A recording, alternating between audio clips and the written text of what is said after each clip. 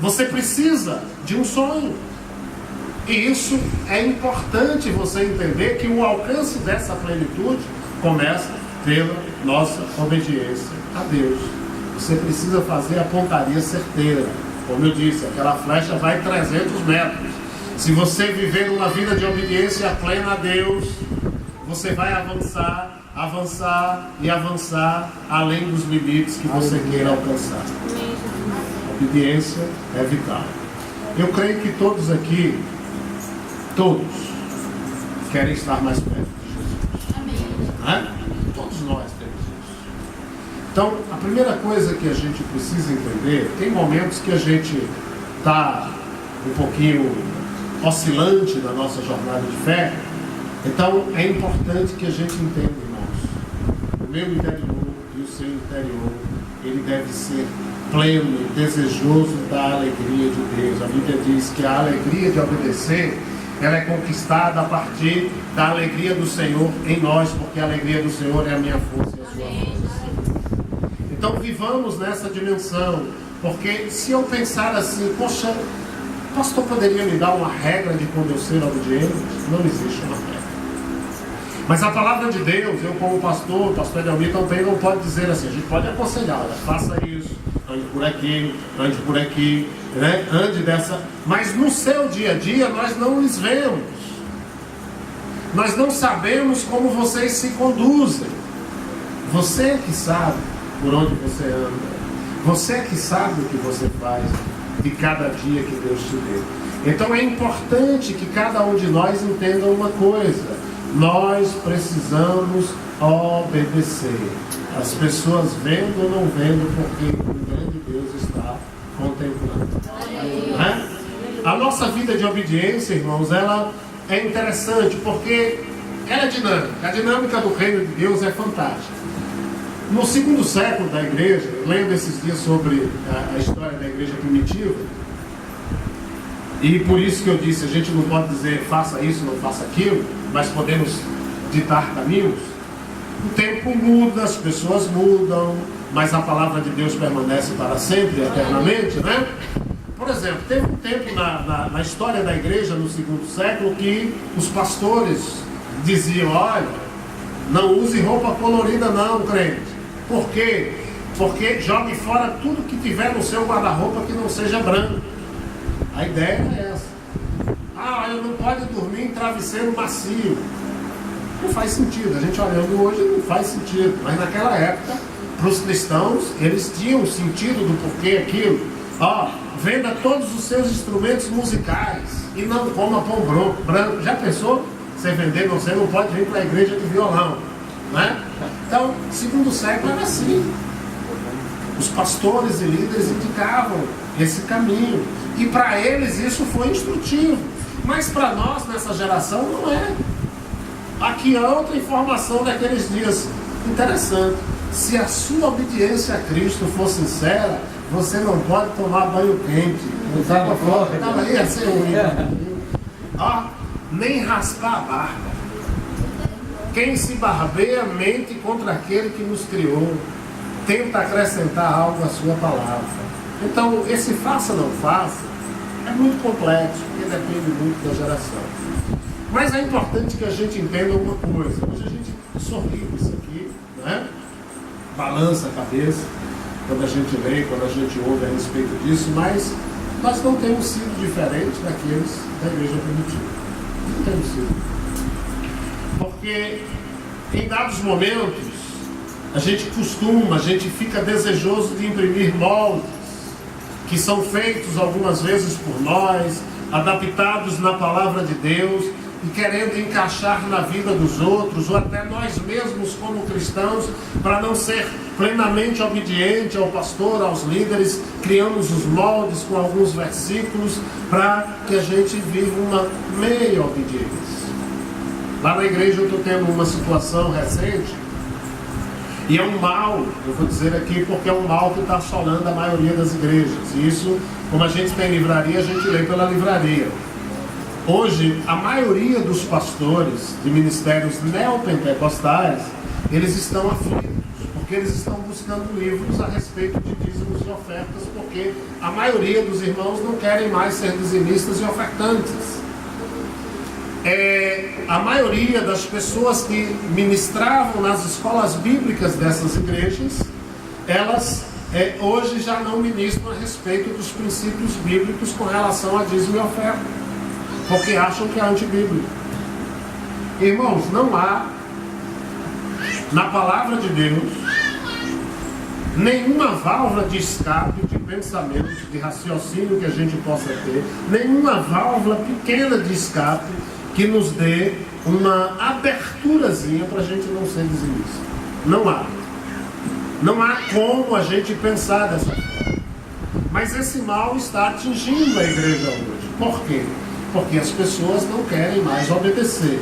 E aí Cristo diz assim, olha, você não pode servir a dois senhores, né? Então, isso é o que? Desobediência à palavra de Deus. Eu e você, nós precisamos voltar ao princípio da palavra. Obediência. Aleluia. E quando a gente fala dízimo, a gente fala porque é um ponto que a maioria das pessoas se chocam. É o que mais mexe com a vida de alguns cristãos. Na nossa igreja, graças a Deus, isso não acontece. Quero crer que aqui também não. Porque nós fomos ensinados e instruídos a viver na dimensão da palavra. Para vocês terem uma ideia, eu tenho 27 anos de jornada cristã. Eu sou dizimista, pastor, desde os 27 anos de vida, desde o primeiro ano. Você me pergunta, algum pastor ensinou? Não. A palavra de Deus me ensinou. O Deus da palavra me instruiu. Ouvi pastores que depois me fortaleceram nesse sentido. Mas a minha obediência, ela é atrelada àquilo que a palavra me mostra. Devo obedecer. Tá? Então, finalizando, é importante que a gente entenda uma coisa. Eu e você precisamos, primeiro, focar nossa atenção em Cristo. Né?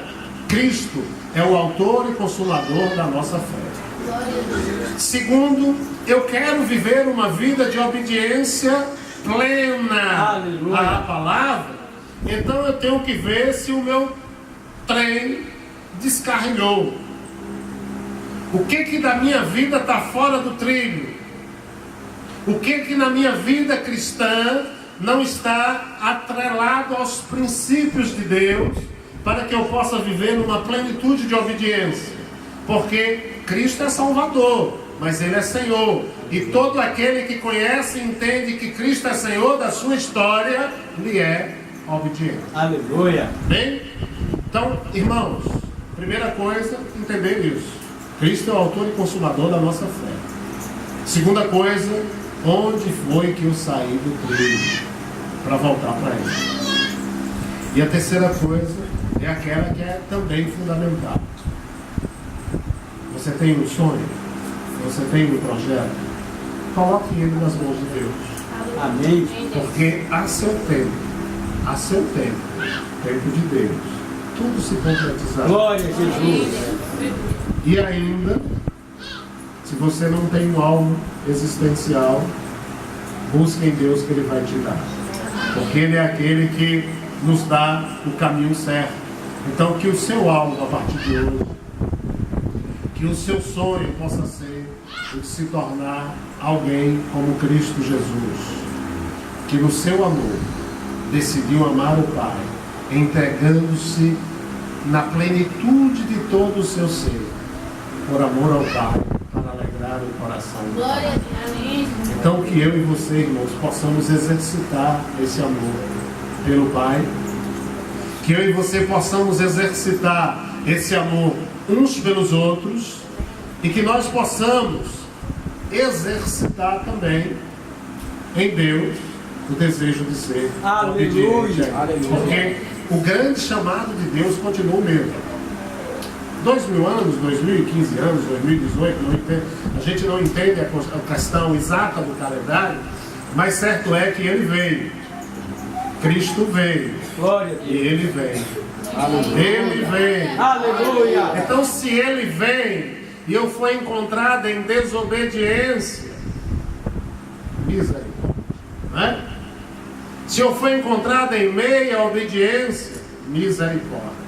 Mas se eu for encontrado na plenitude da obediência, louvado e exaltado seja Deus. Podemos dizer, Maranata, ora vem Senhor Jesus. Amém? Então, essa é a nossa convicção nessa noite.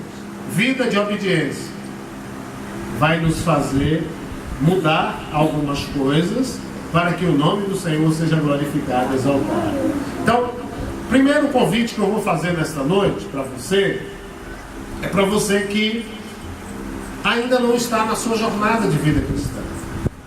Jesus, quando ele iniciou a sua igreja sobre a terra, no contexto humano, vamos pensar assim, embora a ambiência espiritual fosse plena, Jesus, aquelas primeiras pessoas que se aproximaram dele, ele disse: olha, venham e vejam. E nesta noite, o Deus que é o Deus que conclama a cada um de nós a viver uma plenitude de obediência, ele convida quem não está nessa plenitude, porque ainda não entende a dimensão do reino, a vir e ver. Porque quando você vir e ver, você vai desejar, e ele vai desvendar muito mais daquilo que ele tem para te mostrar e para te dar. Então nesta noite Jesus diz: olha, você que ainda não se aliançou comigo, venha e veja que bênçãos, que plenitude de bênção, que plenitude de paz, que plenitude de gozo você vai ter em mim durante toda a sua jornada existencial. Portanto, venha e veja. Se alguém nesta noite que ainda não fez uma aliança com Cristo Jesus, ainda que ande na plenitude do temor de Deus, precisa se aliançar com o Rei dos Reis e o Senhor dos Senhores.